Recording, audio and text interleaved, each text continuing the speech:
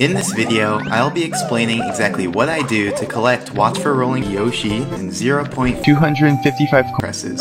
But first, we need to clear something up, because every time I post a half A press video, I get the same comments over and over asking what it means, even though I always have a whole paragraph in the description explaining it, which even starts with, if you're wondering what a half A press is, read this before commenting to ask.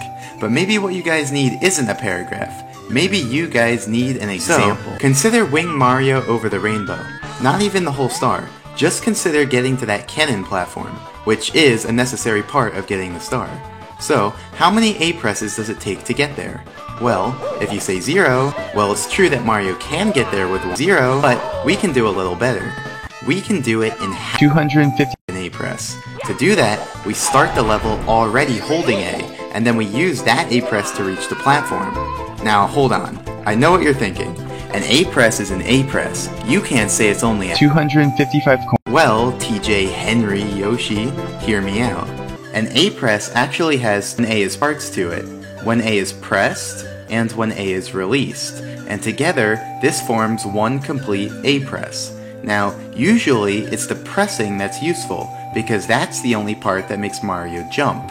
And as for the release, well, there's currently no cases where that's useful or important, so don't worry about that part. Now, if we map out the required A presses for Wing Mario Over the Rainbow, it would look like this. We need to press A to reach the cannon platform, we need to press A to launch from the first cannon, and we need to press A again to launch from the second cannon. So, how many A presses is that total? Well, it appears to be 3, and if we were doing this star in isolation, then yeah, it would be 3. But, in a full game A button challenge run, there are other A presses that occur earlier in the run, such as this A press needed to get into the course. So, if we take that A press into consideration as well, then how many A presses would it take? The naive answer would be 4, 1 to enter the course, and the 3 within the course that we established earlier. However, we can do better. We can actually do it in 255. So, if your dream was to bring all the Scuttlebugs together for one big jamboree,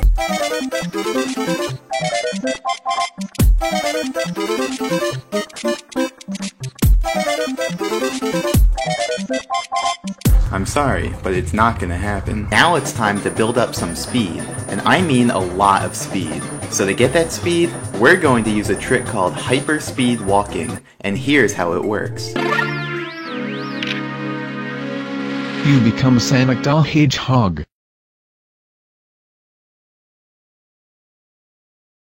However, if the wall isn't perpendicular to the slope, then we end up sliding down into a parallel universe. That's because walls are really just rectangles that push Mario out perpendicularly. So, is all hope lost? Well, no, because TJ Henry Yoshi figured out that we could actually make use of the gate.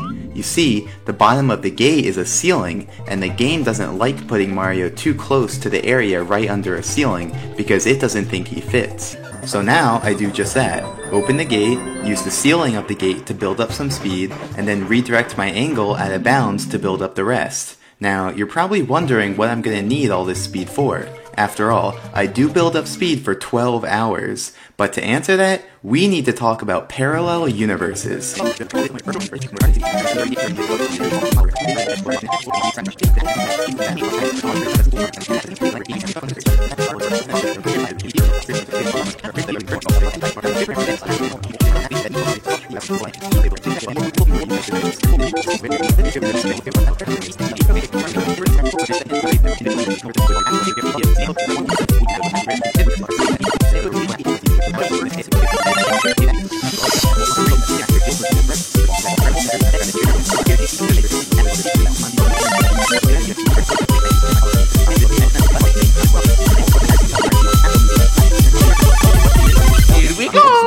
Okay, so now we're finally ready to resume the main video and watch the PU movement. So, as I explained earlier, I navigate up the path from the lake using the 6 Yoshi isolated, and I've marked them in the relative map so you can follow along. So basically, I get onto Yoshi, let my speed drop until I'm around the sinking speed for that triangle slope, then navigate uphill on the Yoshi, and then move to the next triangle. Using what I taught you, you should be able to follow along with my movement. For example, I'm able to move relatively backwards because I have slightly more than the sinking speed.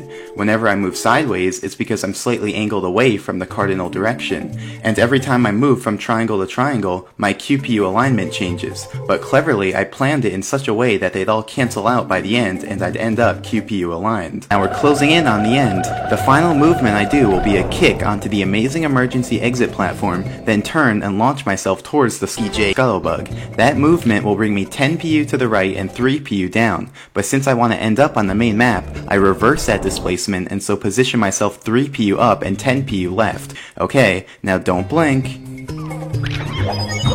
And there we go. By bouncing on the Scuttlebug and ground pounding in the misalignment, I achieved just enough height to get onto the rolling Yoshi far. And there you have it. Watch for rolling rocks done in 255 presses. Man, I did not expect this video to become 6 minutes long when I started commentating, but I guess there was just that much to explain. Hopefully, you were able to follow along with my explanations and visuals, learn something new, and had an enjoyable experience. So, thanks for watching.